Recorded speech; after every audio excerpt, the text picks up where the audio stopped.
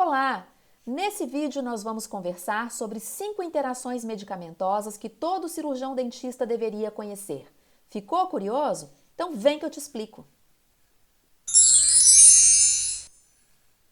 Grande parte dos pacientes que nós atendemos utilizam 1, 2, 3 ou mais medicamentos de forma contínua.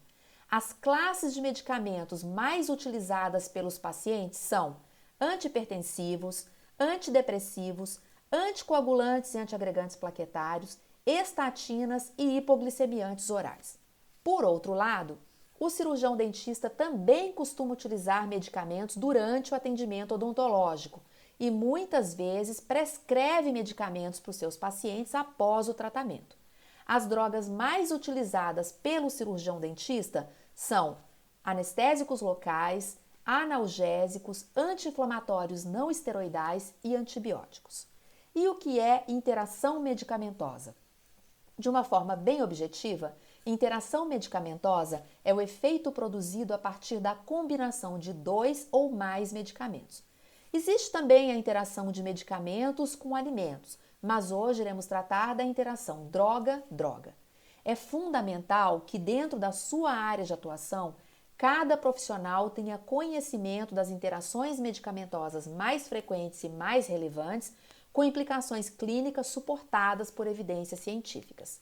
Então, vamos conversar sobre 5 interações medicamentosas que são importantes que o cirurgião dentista conheça para manejar adequadamente os seus pacientes. Então, vamos à primeira interação medicamentosa. A interação entre anestésicos locais, especialmente aqueles contendo vasoconstritor epinefrina, mais antihipertensivos da classe dos beta-bloqueadores não seletivos. A associação dessas duas drogas pode elevar consideravelmente a pressão arterial dos pacientes. Vamos entender rapidamente esse mecanismo. Aqui nós temos um desenho esquemático mostrando a fisiologia dos receptores adrenérgicos que são alvo das catecolaminas endógenas. Quando nós anestesiamos um paciente com um anestésico contendo vasoconstritor epinefrina, essa epinefrina vai atuar nos mesmos receptores adrenérgicos. Ela vai agir com os receptores alfa-1 e alfa-2, causando uma vasoconstrição periférica. Vai atuar nos receptores beta-1, fazendo um aumento do débito cardíaco e aumento da frequência cardíaca. E vai atuar nos receptores beta-2, fazendo uma vasodilatação compensatória. É por isso que, na grande maioria das vezes, nós anestesiamos os nossos pacientes com anestésicos contendo epinefrina e não temos nenhum problema. Por quê? Os efeitos causados pelos receptores alfa-1, alfa-2 e beta-1, que têm uma tendência de elevar a pressão arterial, eles são compensados pela ação dos receptores beta-2, que fazem uma vasodilatação compensatória, equilibrando toda essa situação. Mas vamos imaginar que nós estamos anestesiando um paciente hipertenso que trate a sua doença, que ele é tratado dessa hipertensão, utilizando antihipertensivo da classe dos beta-bloqueadores não seletivos. Essas drogas, os beta-bloqueadores não seletivos, eles bloqueiam os receptores beta-1 e beta-2. Ao bloquear o receptor beta-1, essa droga ela vai impedir o aumento do débito cardíaco e o aumento da frequência cardíaca. Esse é o alvo do tratamento, isso é o que se espera da droga. Mas como a droga não é seletiva, ela também vai bloquear o receptor beta-2 e vai acabar impedindo que ocorra aquela vasodilatação compensatória. Então, a epinefrina que está presente no meu anestésico, ela vai atuar somente com os receptores alfa-1 e alfa-2 que fazem vasoconstrição e isso pode acabar elevando muito a pressão arterial do paciente. Então, nós temos que ficar atentos ao anestesiar pacientes que utilizem beta-bloqueadores não seletivos. Vamos à interação medicamentosa número 2. Também vasoconstritores presentes nos nossos anestésicos locais, especialmente a adrenalina e a noradrenalina, mais antidepressivos tricíclicos. Não existem muitos artigos publicados mostrando essa interação medicamentosa, mas existem sim relatos. O que acontece?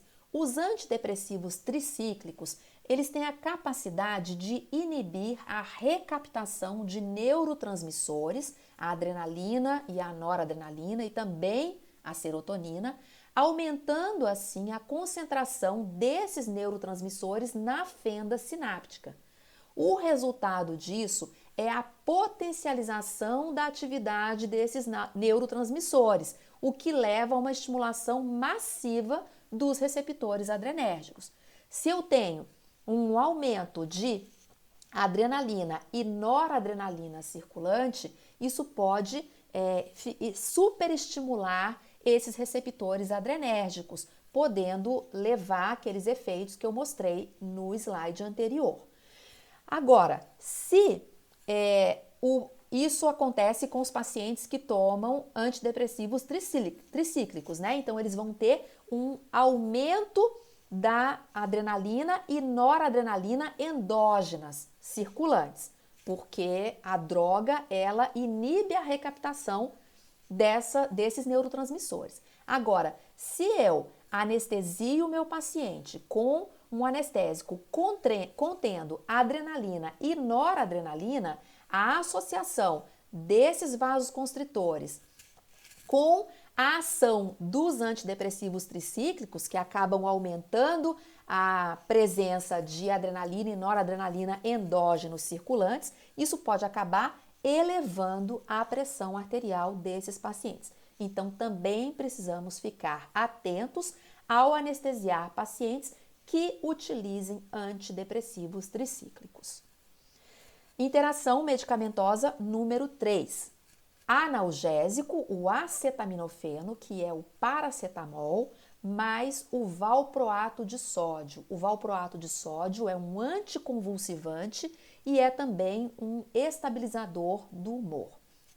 Essas duas drogas, isoladamente, já são hepatotóxicas. Tanto o paracetamol é uma droga hepatotóxica, quanto o valproato de sódio também é individualmente uma droga hepatotóxica.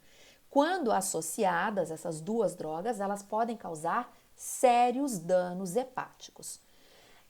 O acetaminofeno, o paracetamol, ele é descrito na literatura como a droga que mais causa falência hepática aguda, levando o paciente a ter que ser submetido a transplante hepático. É a droga número 1 causadora de falência hepática aguda. Claro que quando utilizada em forma excessiva, dose exagerada, né? Ou em paciente que já tenha alguma outra condição associada.